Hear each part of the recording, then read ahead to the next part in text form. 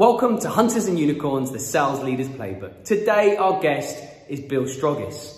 Bill is the CRO of one of the most disruptive software companies in the industry, Hyperscience. The potential is staggering. The mission is simple: build the most feared sales team in the industry. How will he do it? This is his playbook.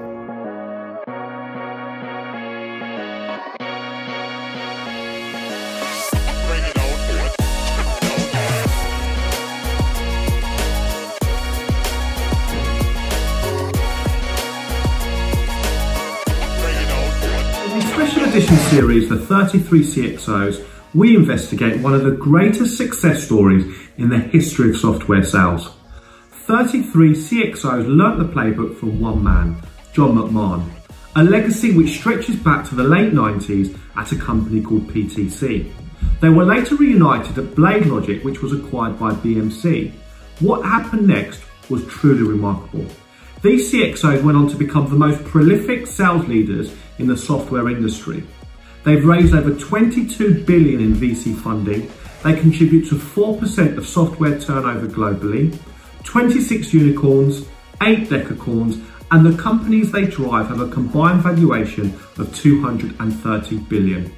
At Hunters and Unicorn, we're revealing their playbook.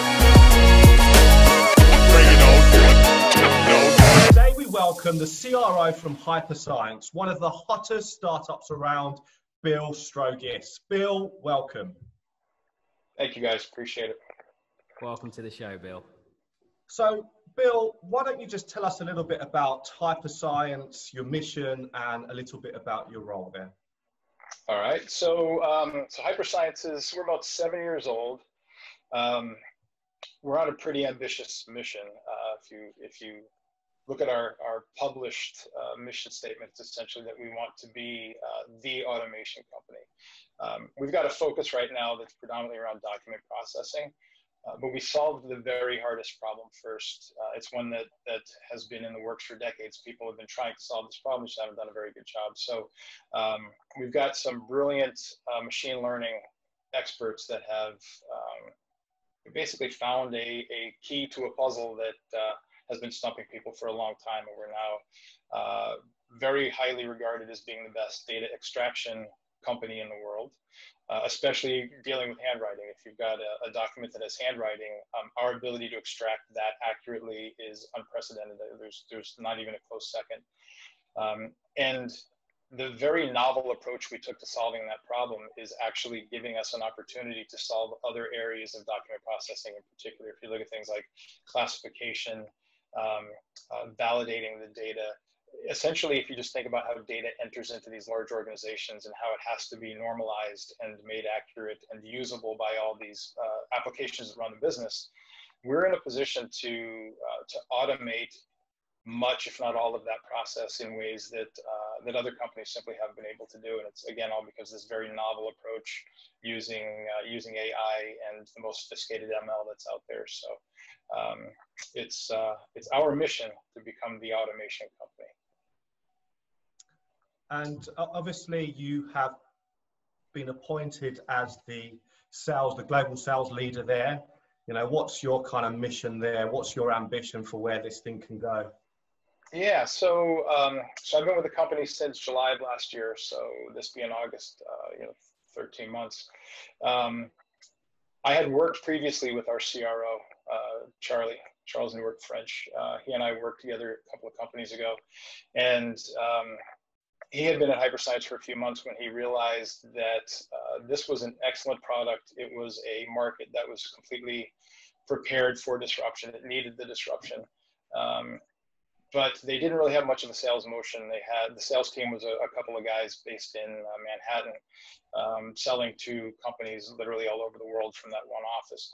And what Charlie knew was that he needed somebody that had a reputation for building teams from scratch, from putting best practices in place, for knowing how to implement sales processes in a way that applied the appropriate amount of rigor and discipline, but without it being very heavy-handed. The company culture here is one that they take a lot of pride in. This is not heavy-handed sort of sales culture here. I'm hiring people with grit and determination and all those things, but it's unlike some other places I've worked, which I'm sure we'll probably touch upon given the topics. But and so Charlie knew that that's really something that I had demonstrated some aptitude for, and it's really where I'd focused probably the last 10 to 12 years of my career. And so my mission, to be honest, is to build. Yeah, it's funny. I'm going to hear myself say this, and I've heard it said to me from some of the best sales leaders I've ever worked for. But it's the truth, and I think it gets to the heart of what John created quite some time ago, which is this notion that, you know, the best sales team will outperform the second or third best sales team, even if that second or third best sales team has a superior product. Good news is at Hyperscience, for the areas that we're focused in, we actually also have the best product. So my mission is to not build a fiefdom. I don't want to have, you know, 1,000 sellers. I'm not trying to build the biggest company possible. I'm trying to build a successful company. I'm trying to build a go-to-market team that will scale smartly. We'll get the channel up and running. We'll do all the right things, and then I want this to be my exit. I want this to be my swan song. I want this to be sort of my lasting legacy before I go do other things for a living. So I'm trying to build it the right way. I'm trying to not mess too much with the company culture. Right, it's pretty easy to build a bit of a locker room type of environment, as is often the case, and so I'm trying to be sensitive to that. But I mean, my mission is literally to be the most feared sales team in this industry. And the good news is, as I'm getting to understand our competition, the bar's set pretty low. It really is. I'm accustomed to some industries where, you know, there's some legitimate competition, and some of the competition has some pretty good sellers. This is an old industry, and the sellers are, I mean, I almost feel bad. I think we catch them napping more often than not. So building the most feared sales team in this particular industry isn't going to be that hard, but just building a repeatable set of processes and get some sellers in here that can go make a ton of money and do that repeatedly year after year. That's really what I'm trying to do here. Yeah, great. Well, just kind of reflecting on this story that we're telling, Bill, we approached you as part of the 33 CROs. You know, those guys have gone on, or you guys have gone on to create remarkable success, having learnt the playbook from John McMahon, kind of a legacy stretching back to PTC. But what's interesting about your background is that you kind of, the first part of your career was actually fighting against that, to the point where there was perhaps even some resentment of the world that you're now so indoctrinated in. So it'd be really good for you to kind of give us a bit of an insight into the beginnings of your journey. Yeah, and this is interesting because there's probably peers of mine out there that are going to hear this and they're going to go, "I thought he worked for PTC," because that's how this circle of life, I think for me at least, kind of works. So I was a mechanical engineer at a company called Strogis Computer, and this was in the late 80s until about like 94, I think, was when I made the switch to actually selling software. But it's how that came about that involves PTC. So at Stratus, I was actually the mechanical engineering lead that was responsible for evaluating CAD/CAM tools. And we had narrowed the search to two companies, Matra Data Vision and PTC. And PTC was a very hot company at the time, although at that stage, I think the company was still a bit in its infancy, which participated in some of what we're about to talk to. But what was really interesting to me as an evaluator of software and somebody that was responsible for understanding our buying process more so than understanding the sales process. I didn't give a shit about a sales process, right? What I saw were a bunch of guys that I kind of thought were, you know, well, I mean, to be honest, you know, I didn't think they were super high IQ. They didn't know what I did for a living. They were salespeople. It was my first real engagement with salespeople. And so as we went further and further through the evaluations, and we basically were doing what amounted to a bit of a bake-off between those two companies, as I was spending more and more time with the SEs from both companies and the salespeople from both companies, and because both Matra, the U.S. headquarters, U.S. headquarters for Macho was actually in the Boston area, and PTC, of course, was headquartered there. The VPs of sales, the appropriate VPs of sales, were also keenly interested in what was going on at Stratus because, you know, I guess they're lazy. They can get in the car and come visit me. So I was starting to get to know all the players on both sides to a pretty significant degree, and both of them, you know, I think came to recognize that perhaps I could bring something to the table. And so, as an aside, now mind you, I now realize this was just like, you know, sales shenanigans. They may or may not have truly wanted to hire me at PTC. It doesn't really matter. But both of them kind of pulled me aside and said, hey, listen, you know, if we were to win this deal, we think that perhaps you might be somebody that once we've had a successful implementation, we got really smart on our products, we might be interested in hiring you. So, and as would typically be the case, you know, the sales guys were good enough to know how to take me out to lunch and try to turn me into their champion. And I came to learn how much these guys are making.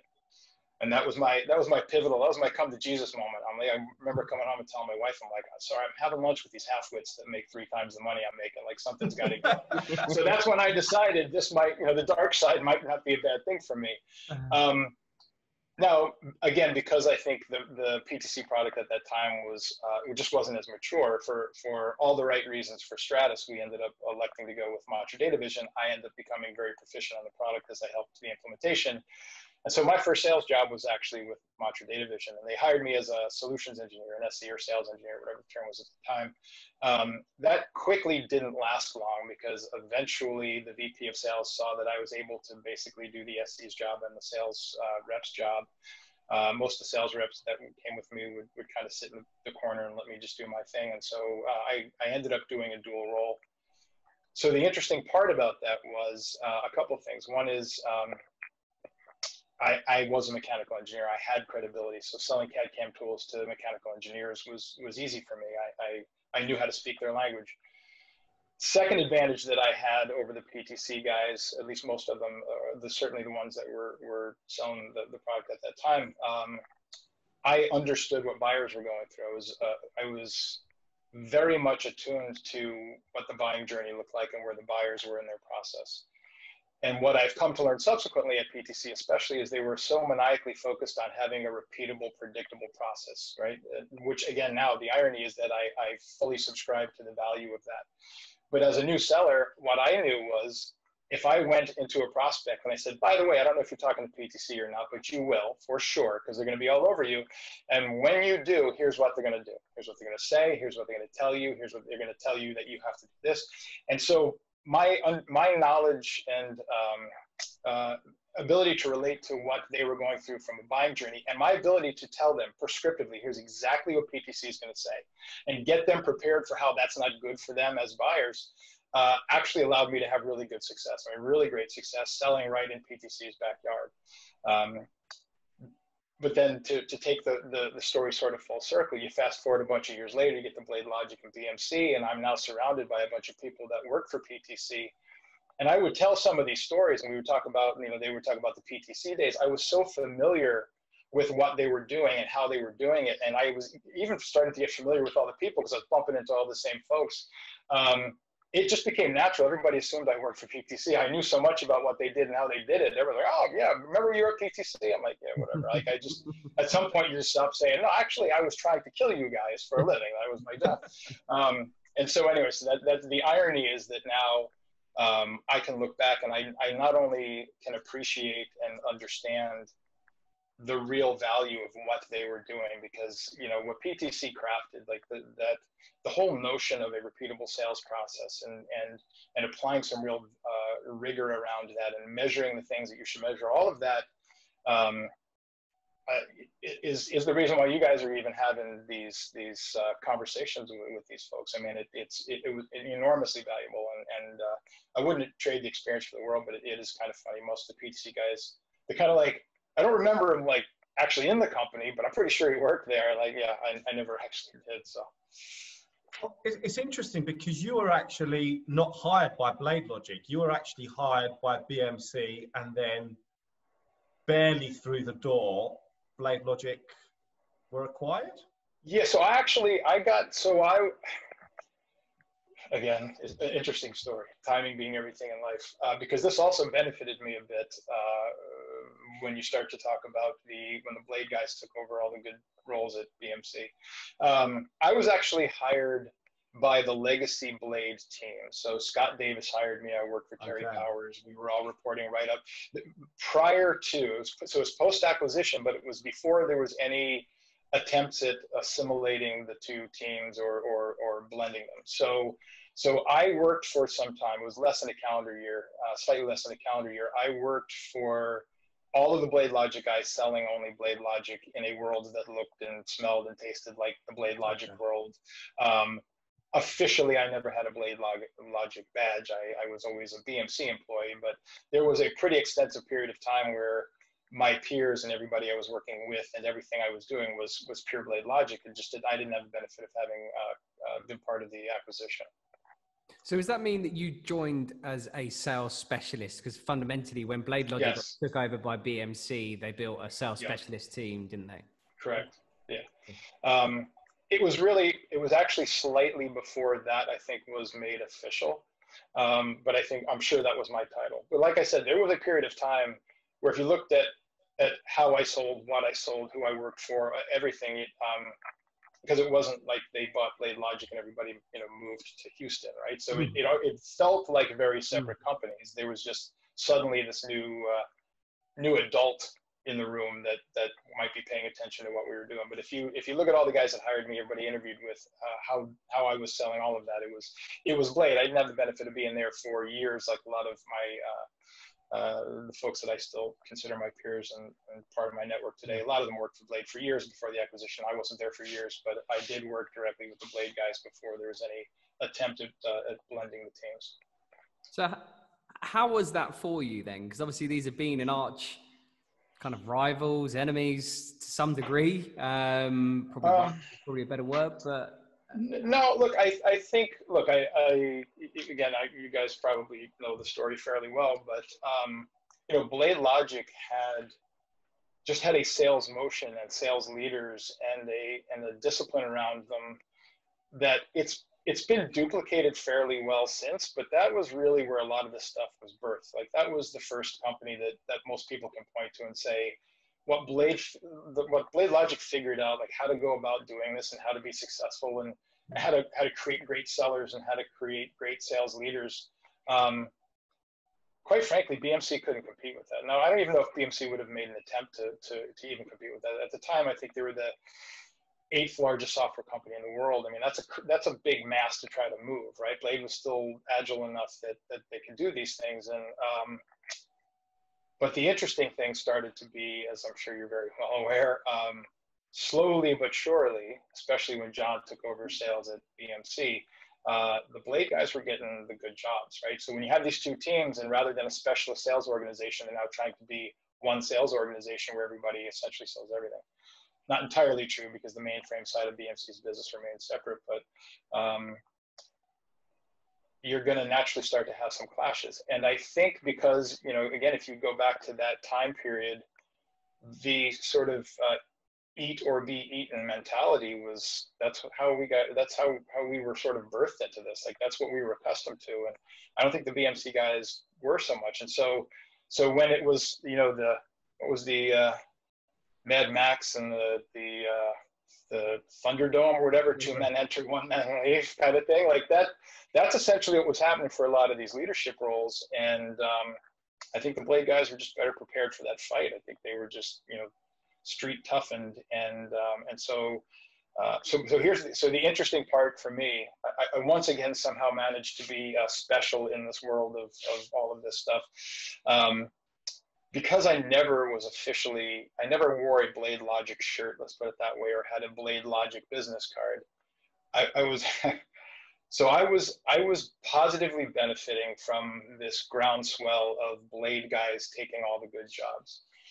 By the time the Southeast, and I was working at this point, I had moved to Atlanta. So by the time the Southeast team was looking for additional leadership, the pendulum started to swing the other direction. I think Bob Beecham woke up one day and said, holy cow, like all of my sales leaders have either, they basically been pushed out of most of the good positions and the Blade guys were taken over.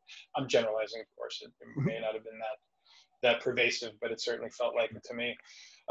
They kind of put the pump to the brakes, and there was this pushback that's essentially like, you know, we can't be promoting any more Blade guys. Like, this is getting a little bit ridiculous. And I was in line to actually be promoted to run a portion of the Southeast. And so that was all in the works. And thank God for me, at the time I was preparing to work for Andy Shorkey, who is still a friend of mine today. He's just a terrific sales leader, but he's legacy BMC at this point. So Andy and I got along really, really well, but now all of this whole we can't promote Blade guys thing was starting to get in the way. So the nuance that I never actually worked for Blade pre-acquisition allowed me to raise my hand and go, I'm a BMC guy. Like, I'm not even a Blade guy. Like, I don't even know what you're talking about. And so I ended up getting the job anyways. And that was that. I had sales leadership roles before, but they were for companies where that doesn't mean the same thing that it means to us here. So the fact that I had held titles and I had managed people before didn't really prepare me for what I ended up learning at BMC, and again, still surrounded by all the Blade guys. And then there was this other wave of legacy PTC folks that never worked for Blade that were being brought in as well. And people that are good friends of mine to this day, like Mark DeFakis, like, you know, Tank was a peer of mine running a portion of the Southeast. Kelly Connery was ex-PTC, one of the best sales leaders I've ever had the pleasure of working with or for, was brought in to run much of North America. So that was really, I think, that version of BMC was where all of this stuff came together. It also proved that what worked exceptionally well at PTC, that was refined for Blade, and that sort of small, go kick everybody's ass type of vibe that Blade had, that actually still worked even with the 8th largest software company in the world. We were just doing great. So yeah, I wouldn't trade the experience for anything. It's helped me tremendously. Yeah. And so fast forwarding a little bit here, obviously a phenomenal career at BMC. And was it Adam Aaron that hired you at Okta? Yeah, so when the BMC thing started to run its course, and most of a lot of the legacy Blade guys, I think, had said, okay, we've done enough of the BMC thing, let's go parlay this into something else.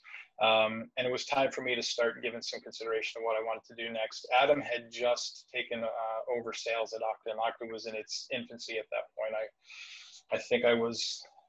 I believe I was the first employee on the East Coast, certainly the first employee of Okta's in the Southeast, and I was the 116th employee at Okta maybe, and Adam had obviously been there for some period of time. So yeah, look, so I had never worked directly with Adam at BMC because he was always on the West Coast, and I've always been on the East Coast, but I got to know him real well, and obviously we know all the same people, and so yeah, that was a natural thing for me. When I heard Adam tell me what it was he was going to do and how he was going to do it, it just felt like Blade. Only, you know, I would have had the opportunity to be there early, as I didn't have with BladeLogic. So, and that just turned out to be a good choice. Yeah, because then there's an interesting story which then follows, which I always it's interesting to hear, because you then went to work for Fuse, who the CRO was Andy Byron. So correct. How does that work in obviously I'm assuming Adam and Aaron are friends. How does it work, and how does it, you know, when individuals go from one company to another company where there's a BladeLogic PTC team group in place? So it wasn't that tricky. It wasn't like Andy had to steal me away. Right. At that point there had been, Okta had gotten to a place where it was a very different sales organization. It also got to a place where the sales leadership surrounding Adam at Okta wasn't legacy. It was predominantly not legacy Blade and BMC. It was legacy Opsware and HP. Right. That's easy to understand. Ben Horowitz, you know, who is from Opsware and HP, took a very personal interest in Okta. It was one of the first SaaS companies I think Andreessen Horowitz had actually invested in. And so Ben wanted to be very closely attached to this. And so I think Adam found himself in an interesting position, and he handled it beautifully and helped Okta be as successful as it is. But I think Adam's preference would have been to bring in John and bring in all of the people that he knew and surround himself with the people that he had just spent the last 5-7 years, whatever it might have been, having success with. And that's hard to do because, you know, BladeLogic and Opsware were two very different companies, you know, competing with I think very different sales motions. And likewise, HP and BMC, you know, HP certainly doesn't sell the way that BMC did at that time. So so I kind of woke up one day and it wasn't like BladeLogic all over again. It was a very different thing, and we were having good success, but I was surrounded by people I didn't really know. I didn't recognize them, and I mean that in terms of their sales motion and what they thought was a good idea. And so it didn't have for me that same. It didn't have the impact on me that I wanted it to. Like I wanted to continue what I had been doing, and even though the company was having success. So interestingly, it was actually Richard Rivera that called me one day, and out of the blue, and I'm like, dude, I'm like, do you have any idea how much money I'm making at Okta? Like, why would I even contemplate leaving? All over the back of my mind, I'm thinking, I mean, I'll pay attention, especially because at the time, Fuse was called Thinking Phones, and no offense to Steve Kokinas, who I admire and like very, very much, is the worst company name ever for a company that didn't really sell phones. So he calls me and says, I'm working for this, you know, Byron and I, a whole bunch of other people are working for this company called Thinking Phones. I'm like, stop right there. Like, I couldn't possibly imagine what the hell you're going to say next, but that just sounds awful.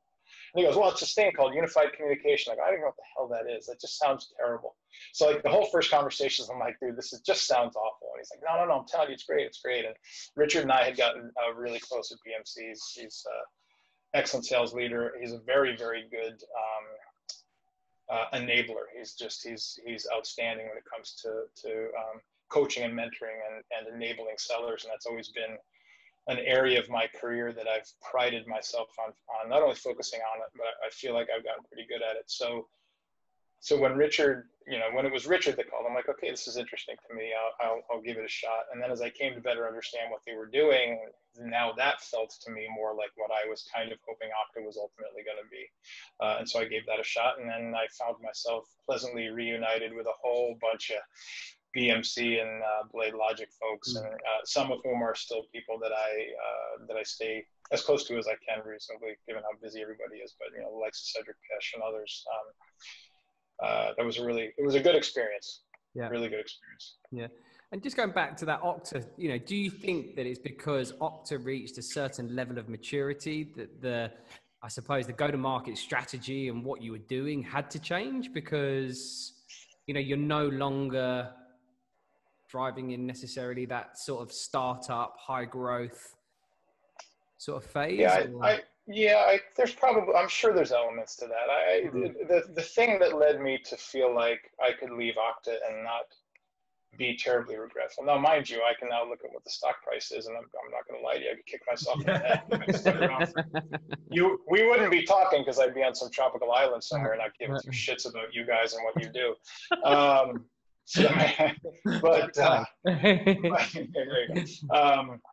No, I think it just had more to do with the company. The company changed, like the sales motion changed, the sales leadership. In hindsight, it was a really good experience for me because if you don't have the benefit of being reminded that there are other ways to sell and other ways to approach sales leadership, it's easy for us to forget that we're surrounded by people that, quite frankly, I think are just exceptional, right? So the analogy that always pops into my head is both of my girls grew up playing soccer, and they played at a very, very high level. And my oldest, she's about 27, living in Denver, and probably hasn't thought about soccer in forever, but at one point she had been playing, we call it State Cup soccer here in Florida. So it's each of the cities or towns has the very best kids playing for their club. That's just how this works. And those clubs play each other for a state cup championship. It is the best of the soccer players play at this level. And so my daughter comes home from like her first day of tryouts for high school soccer. And I'm like, you know, how did it go? She goes, I'm not going to play high school soccer. And I'm thinking, oh man, I mean, I know my daughter's really good. I'm thinking, oh, they either mistreated her. She didn't make the team, God forbid. I'm like, that can't be the case. Even though she was a freshman, I knew she should have been able to play in varsity soccer. And she goes, Dad, they're just terrible. Like, what do you mean? She's like, they're terrible. They're just like, I can't play with them. They're terrible. And we had a conversation about how she could go and be a leader on the team, and that turned out to be a good story. But the reason I bring that up is if you're accustomed to surrounding yourself with largely the same audience of people, and your sales motion doesn't change considerably, and you're drawing from the best sellers and putting them into this playbook, you can forget that there aren't that many people out there that are actually this exceptional or that sell this way. And you can forget that this isn't the way everybody sells. And so I think the Okta experience did that for me. Like when suddenly I was surrounded by sales leaders, again, other than Adam was doing his thing and he was doing a terrific job, but he was suddenly in between. Adam and I were people that don't view selling the way that I view selling. Their perspective on how to manage people wasn't the same. Their approach to what happens if a deal's starting to get squirrely at the end of the quarter was largely, well, did you talk to them about a discount? I'm like, oh, for God's sakes, that's like the last thing you should be doing, right? So there was just that kind of thing. And so I think I now, in hindsight, despite the fact I could have made even more money if I had stayed at Okta, I think that was a good experience for me, because Okta is a very, very successful company. But I got to witness how selling can be done very differently, and then it reminded me that isn't the way I want to sell. That isn't the way I don't think selling should be done. So I wanted to kind of go back to BladeLogic, because I think this is a very interesting point, because you know you started in a situation where you had a belief system, and then you kind of embraced the fact that you had to be part of, you know, a business like BladeLogic, you know, which was PTC at the core. Was it that thirst to be part of high performance, best of the best? Was that your perception that drove you to make that decision to go back, you know, to become part of that story? So I think it's part of it, right? I mean, you look, I grew up playing very competitive sports at a high level. And then you wake up and you're an adult one day, and that competition's got to come out somewhere. I think it's why a lot of sellers are former athletes. And so there's always that piece of it, right? I think I don't do well when I feel like I've accomplished something and there's no challenge left to be had. So I feel like I want to, like that drive is always there. I feel like I want to surround myself with people that are excellent, that force me to be even better, like all that kind of, you know, cliche type stuff. So I think there's that element that you want to spend time around people that are wired that way. Things get hard. This is hard what we do. Like selling software to enterprises, taking, you know, again, I joke with my team all the time. I'm like, look, you guys make a lot of money, and you're not firemen, police officers, school teachers, nurses. You're not doing the world any good. Like we're selling software, for God's sake. So when it's hard, like kind of quit your bitching. You make a lot of money, a lot more money than these people who probably deserve the money, right? And so, so you find yourself wanting to be surrounded by people that when things get hard, don't curl up in a ball. Instead, they rub some dirt on it and they go, let's go figure this out. And you want to just be surrounded by people that have that mentality, because it fuels you. If you're surrounded by people that don't have that mentality, it kind of sucks the energy out of you. So I think it's a combination of wanting to be around people that view the world that way, because we feed off each other's energy, and like that's a good thing, of course. And then the other is you just want to be surrounded by people that recognize you can't just wing it. Like it's too hard selling software. You can't just go get really smart people, give them a good product and go, hey, let me know if you're having any problems. Like it just doesn't work that way. And so I think there's a fine line between discipline for discipline's sake versus applying something that's repeatable and measurable, so that not only do you give people the best chance at being effective, you can measure things. You can keep an eye out and you can say, look, here's where I feel like you're getting tripped up a little bit. And so if you don't do that, like if just in a, again, I could not imagine working for a large company again, like just being lost in the shuffle and everybody's got their own little job and their own little cubicle and they do the same shit all day long. I might have couldn't do it, but I think a big part of that is because nobody's paying attention to how people need to be coached or mentored or helped. And so I think another part of it was all of that discipline and the rigor and all the stuff that I perhaps was maybe first birth at PTC. That's certainly my perception, but I think was really refined and made super effective at BladeLogic. That's the best way to get the most out of people and to know where they need coaching and mentoring and help. And as I sit here now, I'm about to be 55 next week. I've been doing this for going on 30 years. Like, that's important to me. Like, that's how, I wake up each day, I'm genuinely eager to try to figure out how to help the people that work for me be more successful. Some of it's selfish, of course. I mean, if they're successful, I'm successful. But a lot of it too is just, I'm just wired that way. I looked back some time ago and it was interesting. I'm pretty sure that I became the captain of virtually every sports team I ever played on, even from the time I was a kid. And it wasn't because I wanted to be the captain. I just felt like, because I was genuinely eager in all of us being successful and figuring out how to make the team better. And if I saw somebody that might be struggling, I would coach them, and whether it was my job or not. But I was also always asking the coaches about how I can improve and what they think I might be able to do differently. I just never stopped viewing the world that way. Just because I'm in software sales, I never stopped viewing the world that way. And I think I want to just be surrounded by people that view things that way too. So yeah, I just gave you the world's longest answer. It was probably a really short question.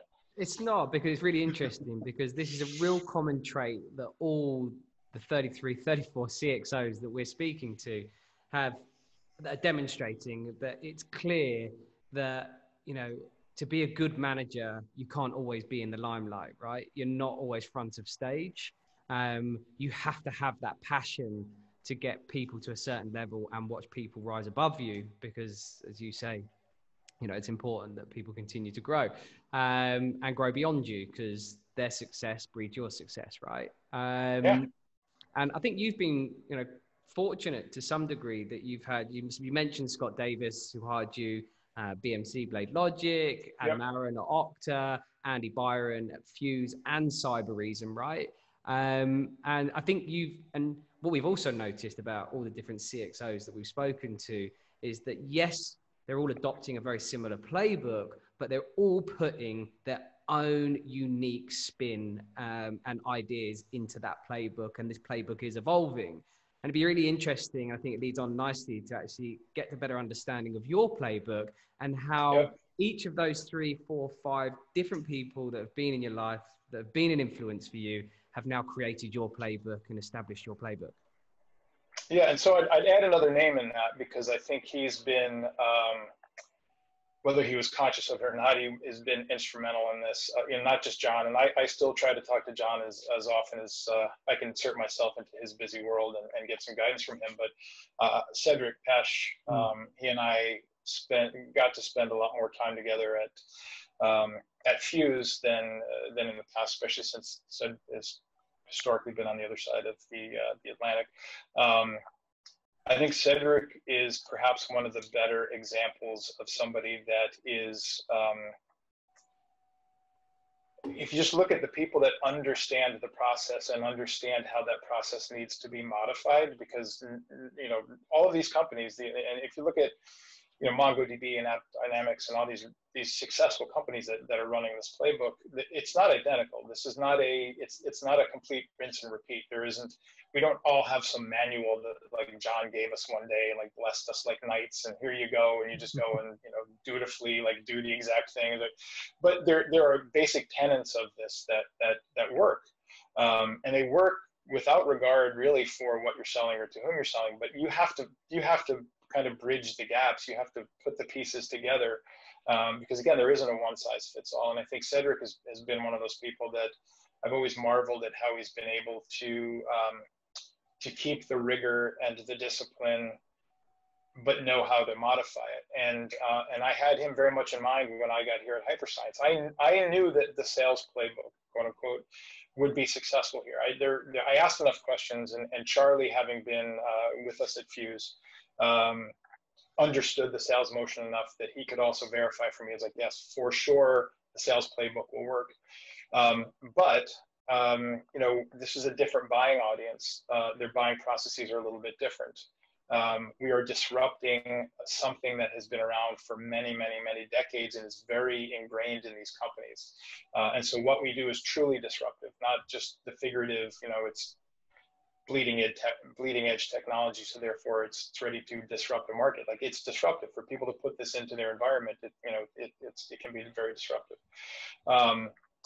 And so I came here with a very strong hypothesis about what the sales motion should look like. Interestingly, my very first week, true first week at Hyperscience, was they were having a QBR. So this team that I inherited, some of whom I'd met, some of whom I hadn't, like my very first opportunity to stand in front of them was during a QBR.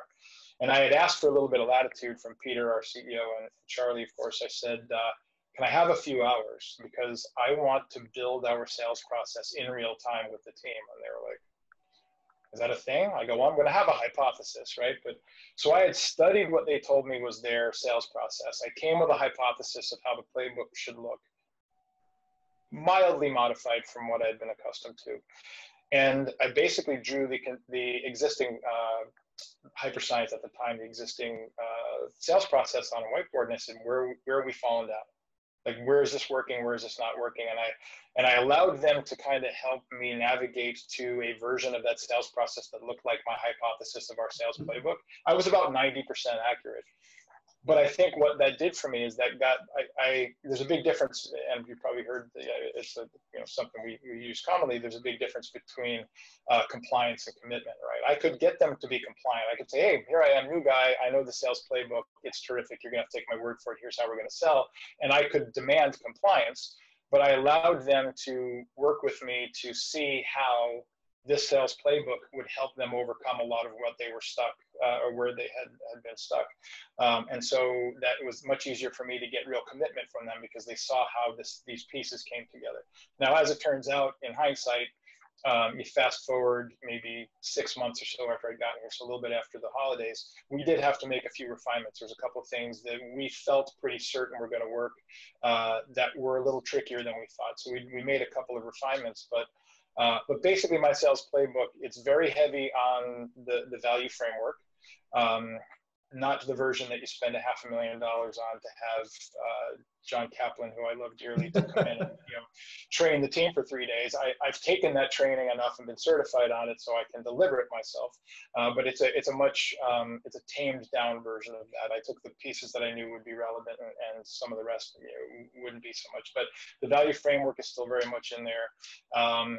The sales motion, just this whole motion of slowing down to speed up, doing technical validation events, not doing POCs or bake-offs. Like, a lot of that stuff I brought with me was very relevant here and has helped us be as successful as we are.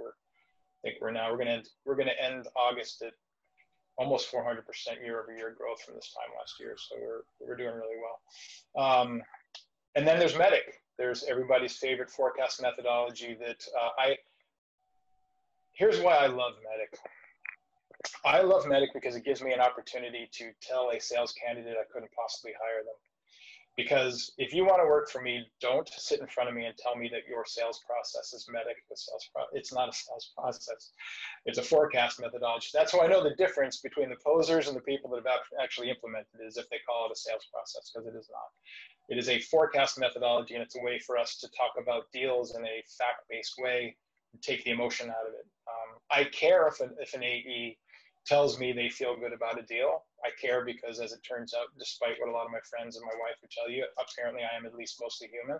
But I don't give a shit. Like, I care, but I don't give a shit. Like, it doesn't have anything to do with the forecast. Like, you can feel good about whatever the hell you want, but we need some facts to talk about. And so we use a slightly modified version of that. Again, it's a slightly cleaned up version. We don't have all the D's and all the C's and the P and the, like, I'm sure you guys have heard how that whole thing came about. Yeah, right? MedPick, and yeah, of course. Well, Medic, it was an acronym that actually was clever when it was MEDIC, Medic, like somebody that deals with medicine or practices medicine. So the idea was Medic would tell you the health of your deal. So when that was first crafted back in the PTC days, again, it wasn't there, although some still think I was. that's pretty clever. You're like, hey, you know what? That makes a lot of sense. Medic, okay. And then somewhere along the way, some people just decided to throw in extra D's and a P and some C's, and now it's like this just goofy sounding thing. But the fact of the matter is, it works. Again, with some refinements. I mean, back in the PTC days, the I essentially stood for initiative. They were looking for budgeted projects. You knock on doors. Hey, you guys gonna spend money on CAD/CAM? Yeah, great, budgeted. Here we go. I found the I. No, okay, they'd move on. I mean, obviously, I'm oversimplifying something complicated. We sell unbudgeted software. In fact, I don't want people to have been budgeted for this. That means somebody else got to them long before we did. Set the price, set the expectations for what good looks like. That's less interesting to me. So when you look at Medic and you apply it appropriately, you have to be very thoughtful about what each of those things means and are they as applicable for what you're currently doing as they might have been in the past. So we've refined that as well. But my sales playbook is not that dramatically different, I don't think, than you know, MongoDB and AppD and a lot of the more modern versions of what was BladeLogic.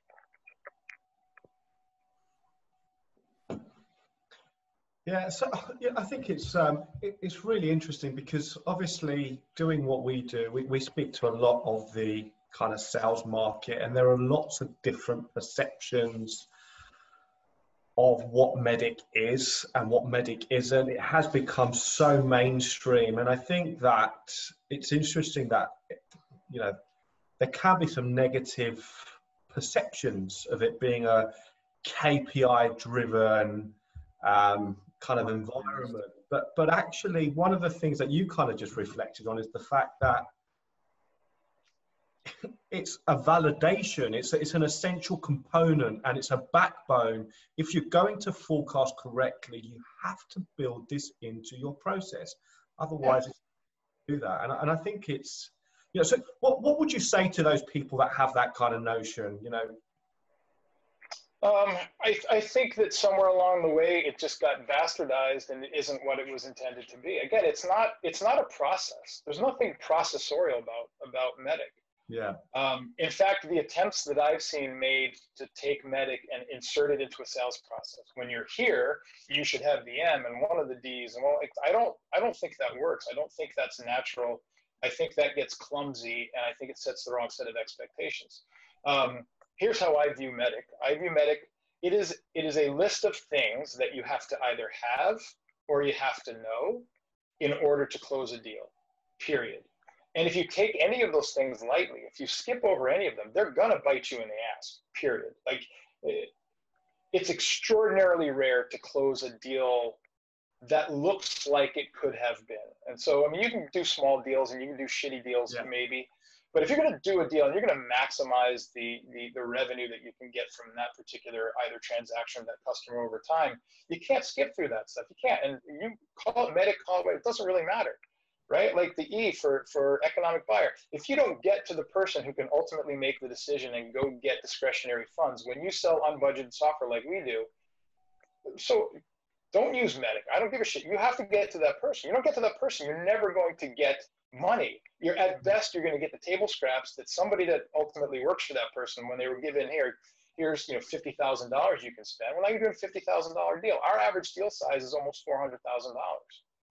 Like, that doesn't happen by accident. That happens by doing your job with excellence. And so I would say to people that don't like Medic, well, then don't use it.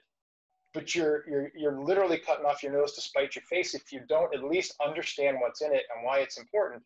And then what I would ask them is, okay, so absent Medic, how are you having a fact-based conversation? And I can already tell you, I can go sit in their forecast meetings or their, God forbid, their QBRs, and it's going to be a whole lot of what people feel like. I feel like this is good, and I feel like you can't forecast feelings. Yeah. That should be a bumper sticker if it isn't already. But like, I mean, so what else are they going to do? So I guess my wise ass response to somebody that poo-poos Medic would be, well, what the hell's better? What are you doing that's working? Yeah. Yeah. So I suppose another thing that we hear about, you know, this playbook, you look at all the individuals that have had the success. There is a DNA. You know, there are some common traits between the individuals. Everyone's completely different, but yet there are some common traits that run through.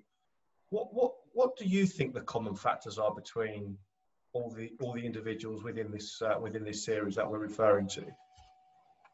That's a good question. Look, I think first of all, I think we're all very, very competitive. So there's a reason that most of us don't stay with a particular company for more than a handful of years. I think it's because we get bored easy and we're very competitive. I find myself disinterested in working for a company where I'm just doing more of what somebody else crafted or laid the foundation for. It's just not interesting to me.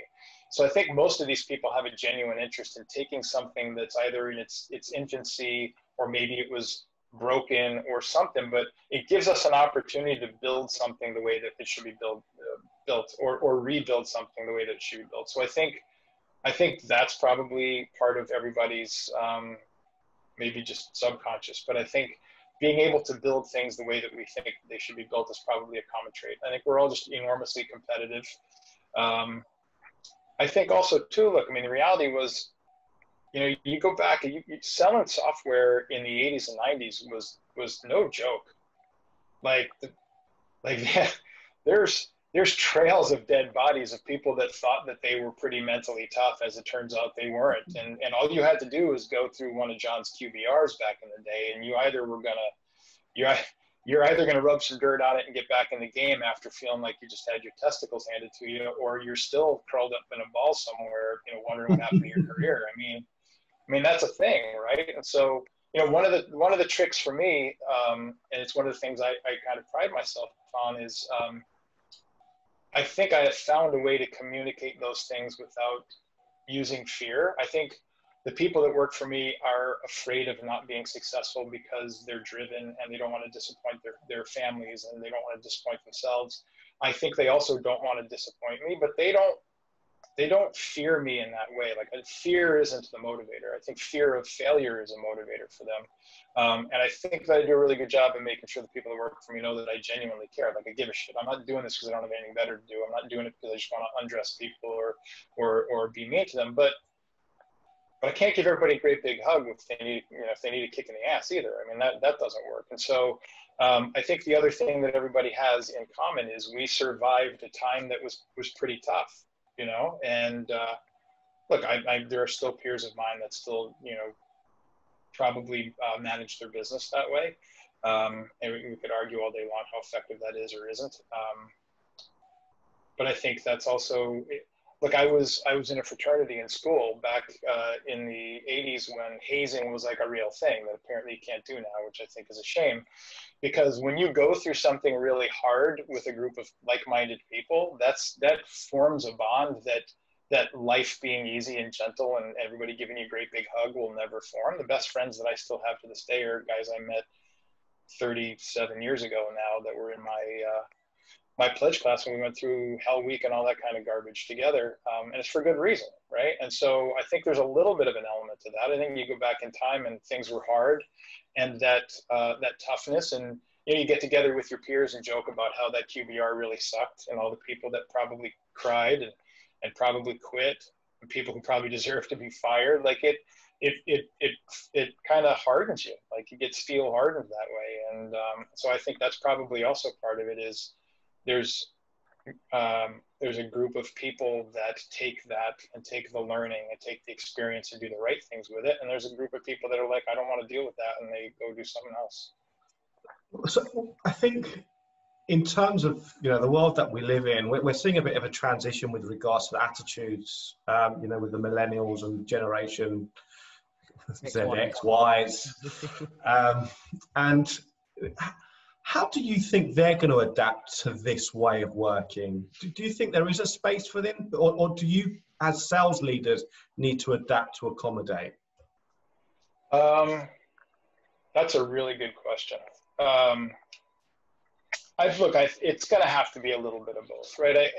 If there's we're generalizing, right? My girls are soon to be 25 and 27. They're maybe at the low end of the range of people we're talking about, as far as like people that I might be hiring as sellers, or my peers might be hiring as sellers. And so I'm familiar with the generation, and look, for sure, there's an entire generation of current parents of those kids that should be taken out back and beaten because they didn't do their kids much of a service by you know. And I also blame the YMCA. That whole everybody gets a trophy thing is just, oh my God, talk about a disastrous concept. But the reality is, if there's an entire generation that views things differently, we can fight them on it if we want, and then we're left with like 2 people to hire instead of 20, right? Or we can figure out a way to sort of, I wouldn't say meet them in the middle, but I have found that even that generation that's getting a knock for being a little bit soft, there are a lot of kids that were raised right, and they're as sick of it as anybody, and they're out there. But again, too, like, this doesn't have to be that hard. Like, you have to be tough to do this because the world is a hard place and because the job's a hard job. I don't want anybody working for me because they have to prove how tough they are because somehow I'm going to beat them. Like, I mean, my team knows when I'm not happy. You can probably tell just by looking at me. I don't do a pretty good job at all at hiding when I'm not happy. But I don't take a heavy-handed approach. I know that I need to hire people that are mentally tough, and that doesn't mean that they're physically tough. My team is very diverse, and I think every single one of them are terrific sellers. Some are good at some things and some are good at others. Nobody's good at everything. But they're half my team. You wouldn't look at them and go, oh, you can tell, like, they're, you know, exactly, they look like Bill, you know, they're bald-headed, bearded, like, you know, Viking warrior type. Like, it's not even a thing. So I think the approach, you can demand the same things, and but it's all about demonstrating to people why excellence is excellence. And you have to tell them what good looks like. You have to show them what good looks like. You have to train them to do that. And then you have to just hire the right people that are going to go do those things.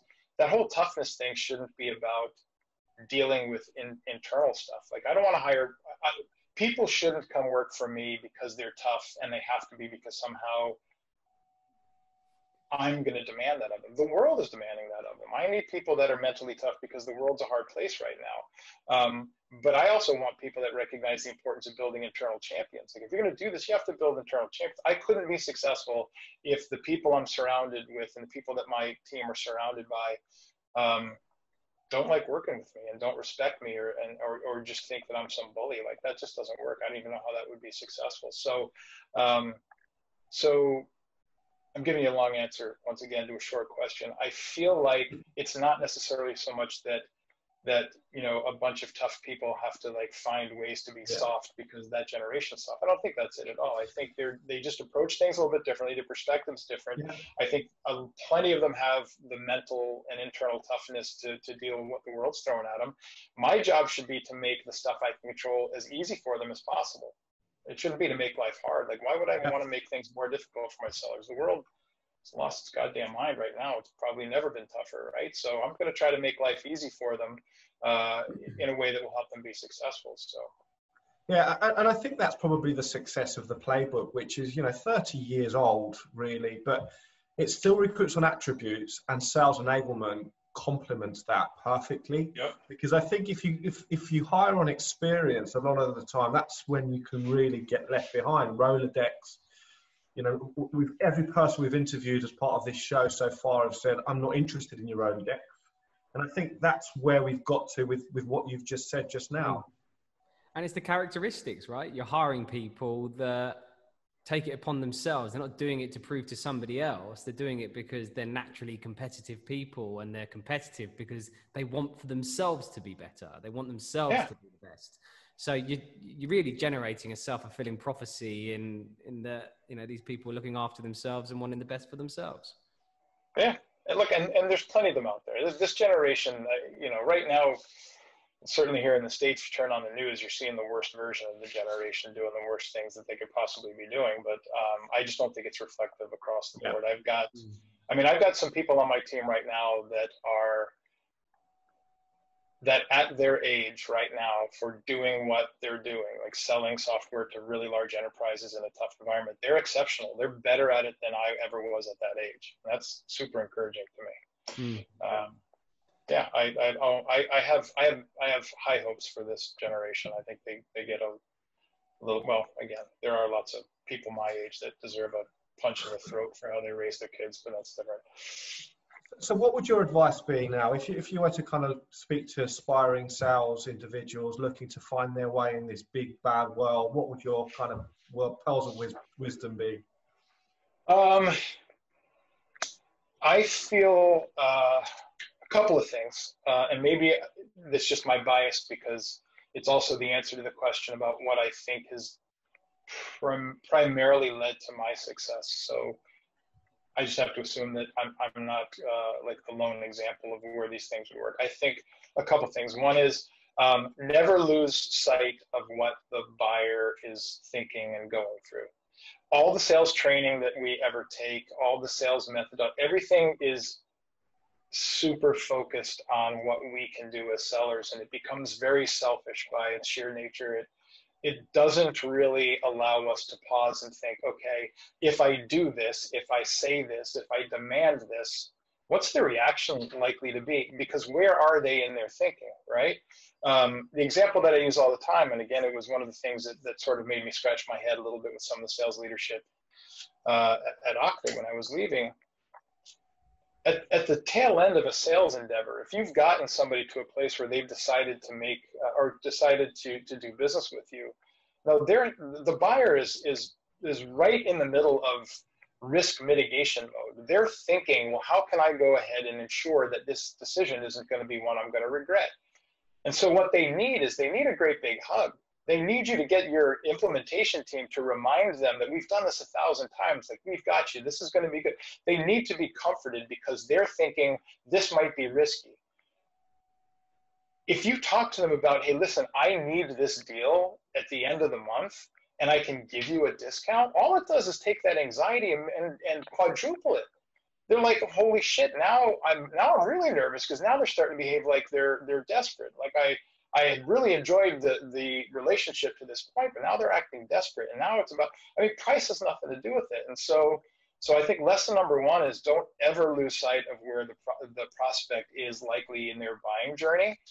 And if it's not aligned to what you're doing and saying, you're doing yourself a disservice. So don't be selfish and just be thinking about our sales process. Now, the not so subtle nuance is the reciprocal of that's disastrous. If you just say, hey, how do you want to buy this, and follow them along and do whatever they want, it's going to look something like this.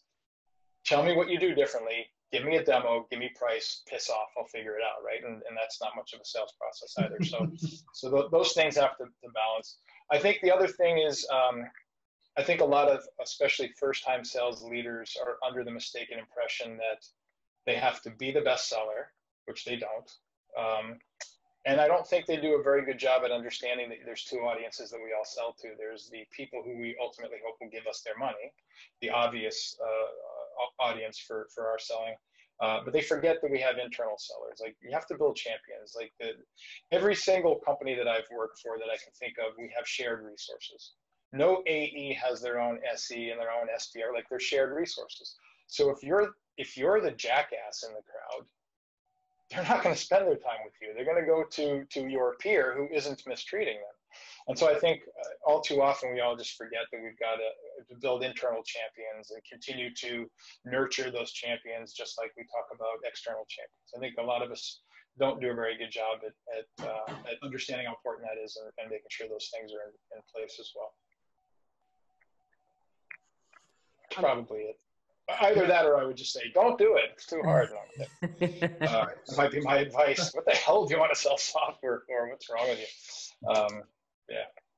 So we're always keen to understand the man behind the CRO, CxO. We're not talking about the big Viking here, but no, we're talking about, the pressures that, you guys are under and, the demand of time. How do you keep yourself sane and how do you, have family life, right? Because it's a funny job. It's hard. It's actually harder now, trapped at home. Like during the pandemic, I think it's actually harder. You would think it would be easier because if you're trapped at home, it kind of forces more family time. I think you just start to get a little stir crazy and that's tough. look, it's a hard thing. I think, look, one of the things that makes working at Hyperscience as rewarding as it has been is this company is super focused on that whole notion of work-life balance and making sure people are extraordinarily well taken care of. Our CEO's philosophy, and he says it all the time, is if the company takes care of the employees will take care of the company. We shouldn't have to be that demanding of them. They're going to want to do it because they like working here. They like the people they work with. They feel like they're well taken care of. Those things are hard to actually make happen in practice. I think Hyperscience has just done an extraordinary job. It's funny, again, having done this for 3 decades, and I've hired sellers now for 20 years or whatever it ends up being, on and off of it. I've never in my lifetime ever talked about like benefits, like table stakes. It's like, we have healthcare and we have like whatever. The benefits are always table stakes. I actually talk about them here. Like this company has like childcare stipends. Like you can get like $3,000 a month for your kids to put them through private school or for those kinds of things. Like the company does extraordinary things to help you feel like when your work life is demanding, that we're intentionally giving you that balance. We're making things better for you at home. We're very eager to ensure that you're taking your vacation and you're enjoying it. And those things are easy to say. Like I doubt there are very many people that start companies that say, hey, we're going to treat our people like shit. Like our motto is going to be like, let's not care about the people. But I think it's hard to do in practice. And so it might sound like a cop out to your question, but I think part of the answer is, like, go work someplace where that's okay. Because I've worked at places before where it wasn't so okay. Like they tell you, you can take your vacation, sure, but then there was the whole, dude, you're in sales. If you're on vacation, who's selling? Like, what's wrong with you? But I think a lot of it has to do with where you work. Yeah. I know that was just a shameless plug for, my company. We're growing like crazy and I am hiring. So I just did that. I'm guilty, but it's actually, I believe it's a truthful answer. I really do. Yeah. I mean, I think a lot of it is you just have to work for a company that understands that that's important. I would rather have somebody take 30 days of vacation time and be motivated and energized and go kick ass than somebody that refuses to take vacation because they think that somehow that's not a good idea and is just, like this stressed out blob of goo that I have to push around and try to get them to do stuff. So, yeah. But do you find yourself going? Yeah, do you find yourself going regularly to the gym, kind of like detaching yourself and having a sport? Because obviously you mentioned you participated in loads of sports at a young age. Yeah, I was playing hockey up until I took this job because I was pre-pandemic flying to New York every week, and that doesn't really enable you to be part of a men's hockey league that plays in the middle of the week. I do work out because, as I've come to learn, I am really not a pleasant human being if that doesn't happen. That there are healthy ways for the stress and the tension to come out, and there are some very unhealthy ways. So I do try to work out as much as I still work out like a knucklehead. I don't work out like a man my age at all. I shouldn't do the things I do in the gym. I do it because it just makes me feel better. I have a hobby that keeps me sane. I restore vintage motorcycles and ride them. I do more riding than my wife would like to see, but that's a bit of a soul cleansing sort of thing for me. The reason why my wife is more appreciative of this than she might otherwise be is because I truly am a better human being when I get back from riding a motorcycle all day than before I left. So, so that does help. That has a lot to do with it. So. Yeah. So I suppose the last question we normally always ask on this part of this series is, does the hunter make the unicorn? It'd be really good to understand your opinion on that. Yeah. So I'm going to make some assumptions that my definition of those two words, hunter and unicorn, are at least mostly aligned with what you guys are talking about. Like here's my perspective. If we're talking about unicorns, companies that that experience hypergrowth and get to that $1 billion valuation. My take is that none of them were birthed that way, right? They were all a whole lot of nothing other than some optimism and some idea of a product that may or may not sell at some point. I just can't imagine how you get there without hunters, right? I mean, by the sheer definition, you have to go out there. You have to go find. You have to find a market. You have to find an audience. You have to find people that are willing to take a chance on you, especially in the early days. You know, we think about that a lot now too. Ours is very much a land and expand model. The companies that find value in what we do are some of the largest companies in the world, and most of them don't buy software in one, you know, great big purchase. So it's all pure hunting until we've actually landed a deal. And now there's an element of some farming for the expansion piece. But what's interesting about that is just having success in one line of business or one area in these large companies does not by sheer nature mean like just make sure it goes well and it suddenly organically grows. Like we're finding that the selling on the expansion is perhaps just as hard as landing that first deal. So yeah, look, I can't imagine you can become a unicorn with anything other than a hunter mentality across your entire team. Whether you get to a place where you have account management and some farming types of activities, I don't even know that changes the focus. So I think it's fairly, to me at least, it's fairly obvious that's how you get there. And I would imagine most of these companies have pretty aggressive sales goals, and they just have people that know how to go out there and find business. Yeah. So I think kind of just reflecting on, you know, this episode, what we've learned today. When we look at the 33 CxOs, the remarkable success that this group of individuals have gone on to achieve, we're trying to discover what are the common factors, what are the common denominators, what are the links between why this group have gone on to achieve the things that they've gone on to achieve. And I think what we've heard today is a couple of things which I think really resonate with that kind of success. I think the first part is the raw materials.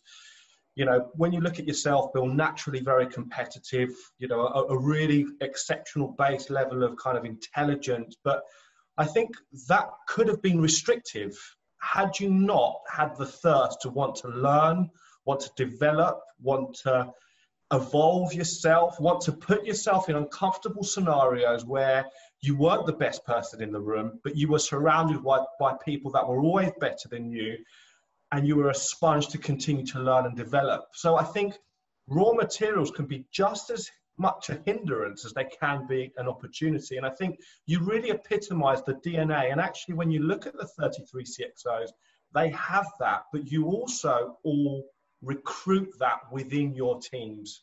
And I think the second element, which I think is absolutely fundamental to reflect on, is the fact that whilst there are rules to the game in terms of the playbook, there is enough room for you guys to be able to put your own spin. And I think that's what makes this so timeless. And so anyone that's watching this that wants to understand, why should I be part of this journey? Why should I get behind you guys? Why should I join an organization like the one that, you know, Bill is going out there really pushing, is because it's an opportunity for you to really embrace something that, irrelevant of what your background is, irrelevant of what your experience is, there is something for you there. You take the structure, you make it your own, and the sky is the limit. So, Bill, I just wanted to kind of end on that point. I want to thank you for participating with us today. You've been an absolutely fantastic guest. Thank you so much for joining us today. My pleasure. Appreciate you guys giving me a chance to share my perspective on a few things. So that's good stuff. Yeah, thank you so much, Bill. I really enjoyed enjoyed it. the conversation. Thank you, guys. Thanks very much.